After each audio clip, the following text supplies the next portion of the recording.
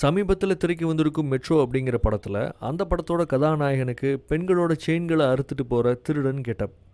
அந்த திருடன் கதாபாத்திரத்தை விஜய் ரசிகனாக சித்தரிச்சிருக்காங்க. மெட்ரோ படத்தில் ஒரு காட்சியில் அவனோட கை ரேகையை போலீஸ் அதிகாரி பதிய சொல்கிறாரு. அந்த காட்சியில் இடம்பெறும் க்ளோஸ்அப் ஷாட்டில் செயின் பறிக்கும் திருடனான அவன் நடிகர் விஜயோட இருக்கிறது போல ஒரு புகைப்படம் சுவத்தில் தொங்குது. அந்த புகைப்படம் ரசிகர்களுக்கு தெளிவாக தெரியணுங்கிறதுக்காகவே திட்டமிட்டே அந்த க்ளோஸ்அப் ஷாட் வைக்கப்பட்டிருக்கு.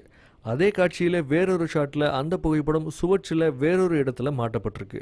க்ளோஸ்அப் ஷாட்டில் மட்டும் அந்த புகைப்படம் செயின் திருடனுக்கு பின்னால் பளிச்சுன்னு தெரிகிறது போல வைக்கப்பட்டிருக்கு. விஜய் மட்டும் இல்லாமல் விஜய் ரசிகர்களையும் கொச்சப்படுத்துறது போல இப்படி ஒரு காரியத்தை செஞ்சது யார், ஏன்? மெட்ரோ படத்தோட இயக்குனர் ஆனந்த் கிருஷ்ணன் நடிகர் விஜய் கிட்ட கதை சொல்ல பெரும் முயற்சி எடுத்தார் அப்படின்னும், கடைசி வரைக்கும் விஜயை நெருங்கவே முடியாமல் அவரோட முயற்சிகள் தோல்வியில் முடிஞ்சது அப்படின்னும், அந்த கடுப்பில் தான் இப்படி ஒரு வேலையை திட்டமிட்டே செஞ்சு விஜயை வெறுப்பேற்றிருக்காரு அப்படின்னு ஒரு தரப்பு சொல்லுது. இன்னொரு தரப்பு சொல்கிறதோ வேறொரு தகவல். அதாவது மெட்ரோ படத்தோட ஒரிஜினல் தயாரிப்பாளரும் அந்த படத்தோட ஹீரோவுமான சிரிஷ் அஜித்தோட வெறித்தனமான ரசிகர். அதோட தனிப்பட்ட முறையில் அஜித்துக்கு நெருக்கமானவரும் கூட.